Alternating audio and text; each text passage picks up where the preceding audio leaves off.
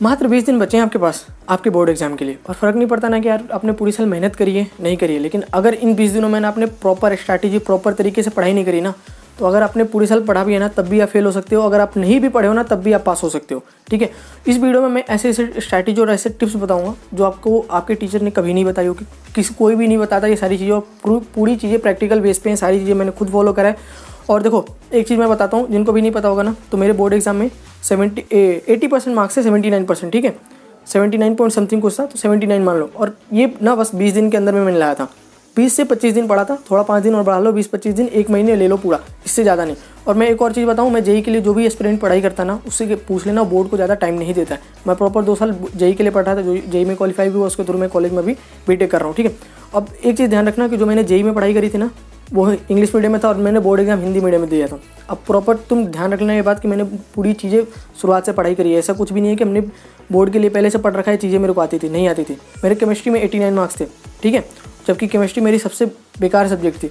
कैसे इस पेपर में ना सारी चीज़ें इस वीडियो में मैं डिस्कस करूँगा कि आपकी 20 दिन में क्या मास्टर स्ट्रैटेजी होनी चाहिए जिससे आप पास हो सकते हो, अच्छे स्कोर कर सकते हो, क्या मटेरियल यूज़ करना है, क्या चीज़ें नहीं करनी है और क्या चीज़ें करनी है सही तरीके से, सारी चीज़ें डिस्कस करूँगा। पहली चीज़ आता है कि देखो मार्केट में इतनी सारी वीडियोस पड़ी हैं, इतनी सारी मटेरियल पड़े हुए हैं, कोई कहता है शेखावाटी कर लो, कोई कहता है डेश वर्क कर लो, कोई कहता है कि क्वेश्चन बैंक लगाओ, कोई कहता है एनसीईआरटी पढ़ो, कोई कहता है न्यूमेरिकल पढ़ो, कुछ सब चीज़। भाई एक स्टूडेंट क्या करेगा, देखो चीज़ें मैं सिंपल चीज़ें बताता हूँ, इसके अलावा कुछ मत कर लेना। नोट्स पढ़ो, टीचर के नोट्स पढ़ो, पीवाईक्यू पढ़ो, इससे ज़्यादा इससे बाहर कुछ नहीं जाएगा। आरबीएससी प्योरली अगर डेडिकेटेड है ना तो एनसीईआरटी बेस पर डेडिकेटेड है, वो भी बैक एक्सरसाइज नहीं पूछता है, मेनली जो एनसीईआरटी के टॉपिक्स होते हैं उस टॉपिक को उठा के पूछता है हमेशा।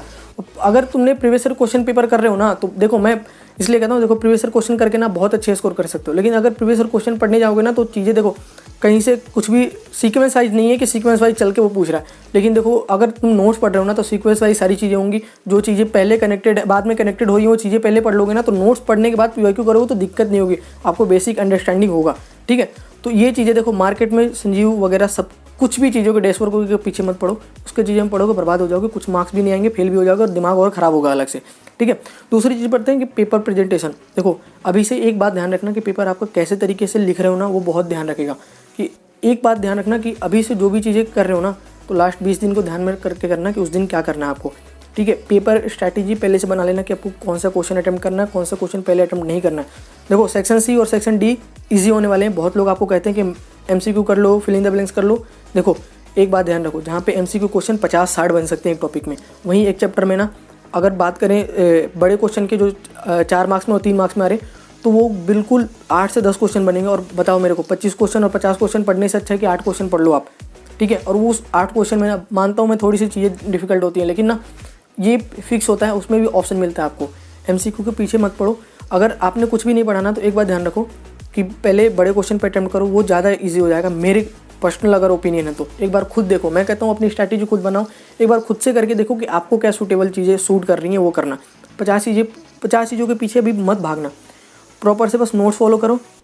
हाँ ठीक है, और पीवाईक्यू पढ़ो, इससे ज़्यादा चीज़ें ध्यान देने की जरूरत नहीं है, मैंने बता दिया। और देखो एक बात ध्यान रखना, पेपर का प्रेजेंटेशन बहुत ज़रूरी है कि आप पेपर कैसे लिख रहे हो। ठीक है, एक बात ध्यान रखना कि जो भी उस दिन पेपर आप जब भी अटेम्प्ट करोगे ना, सही तरीके से सही मैनर में लिखना, चीज़ों को अंडरलाइन करते हुए चलना, वो बहुत ज़्यादा। और एक बात और ध्यान रखना, जो भी आपका बोर्ड का पेपर होगा ना, जब भी आप कर रहे हो तो एक चीज़ ध्यान रखना कि पेपर में ना स्टेप मार्किंग होता है। ठीक है, ये चीज़ आपको कोई नहीं बताता, बहुत कम लोग बताते।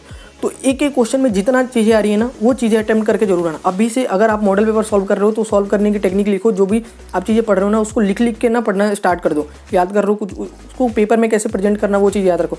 पेपर अटेम्प्ट करो, अगर आपको नहीं आ रही ना तो जितना आ रहा है ना उतना लिखो। अगर उस टॉपिक के बारे में कुछ भी आता तो उसके बारे में लिखो, उतना जरूर राइट करो। ठीक है, स्टेप मार्किंग के नंबर मिलते हैं और स्टेप मार्किंग के थ्रू बहुत सारे बच्चे पास होते हैं, एक बात ध्यान रखना। बात करते हैं कि रिवीजन की स्ट्रैटेजी क्या होनी चाहिए। देखो मैं रिवर्स स्ट्रैटेजी के पीछे फॉलो करता हूँ। देखो मान लो कि आपका लास्ट एग्जाम ना मैथ और बायो का है। ठीक है, तो अभी से स्टार्ट करो कि मैथ पढ़ें, बायो पढ़ें, फिर केमिस्ट्री, फिजिक्स, जो भी चीज़ें लास्ट में चल रही है ना, हिंदी, इंग्लिश, इस टाइम से क्या होगा कि देखो अभी से आप स्टार्ट करोगे ना, आज अपना मान लेते हैं 14 तारीख है, 14 तारीख से पर अगर आप स्टार्ट करोगे पढ़ना ना, तो पहले मैथ पढ़ोगे, फिर हिंदी, लास्ट के दिन जब आप इंग्लिश में पहुँचोगे ना तो जस्ट उसके बाद आपका इंग्लिश का ही एग्जाम होगा, तो आपका रिवीजन प्रॉपर होगा। और देखो रिवीजन सबसे ज़्यादा जरूरी है, रिवीजन के थ्रू ही आप पास होगे, रिवीजन नहीं करोगे तो चीज़ें फेल हो जाओगे आप।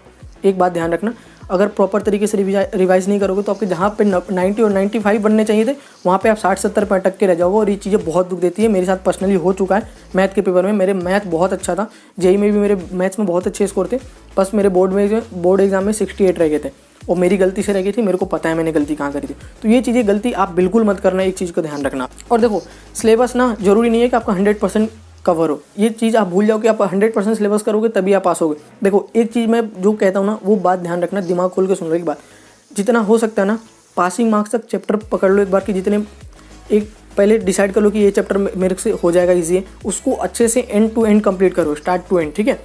वो कंप्लीट हो जाएगा तो हर सब्जेक्ट में ना पासिंग मार्क्स तक के पढ़ लो। उसके बाद जो चैप्टर रह जाए ना तो एक ध्यान रखना उसको छोड़ना नहीं है। प्रीवियस ईयर क्वेश्चन और जो इंपॉर्टेंट क्वेश्चन बताएंगे यूट्यूब पे बहुत सारे टीचर बताते हैं, उनको पढ़ लेना। इससे ज़्यादा बिना ब्लैंक होके मत जाना किसी भी चैप्टर में, भूल के भी मत जाना। अगर इजी आ गया तो फिर पछतावा लेने के देने हो जाएंगे। आपको पता चला कि जो चीज़ें 5 मिनट में कवर करके 1-2 नंबर ला सकते तो वो आपकी चीज़ें रह जाएगी, ठीक है। और देखो हिंदी इंग्लिश पे ज़्यादा ध्यान देना, हिंदी इंग्लिश बहुत ज़्यादा स्कोरिंग और जो ओवरऑल मार्क्स बूस्ट करेगा ना। देखो कोई भी लोग आपसे भी, मैं भी नहीं, जब मैंने बताया था ना मार्क्स, तो आपको नहीं पता होगा कि मेरे मैथ में इतने कम मार्क्स हैं 68, ठीक है।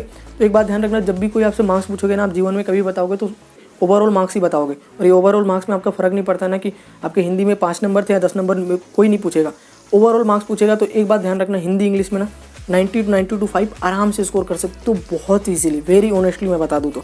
और मैं अगर बता रहा हूँ ना ये 80%, मैंने मेन टारगेट लेके चला था 75 का, क्योंकि मेरे को जेई में ना क्वालिफाई करना था। तो जेई का क्राइटेरिया बस 75 होता है, मेरे को ज़्यादा स्कोर करना ही नहीं था कभी भी।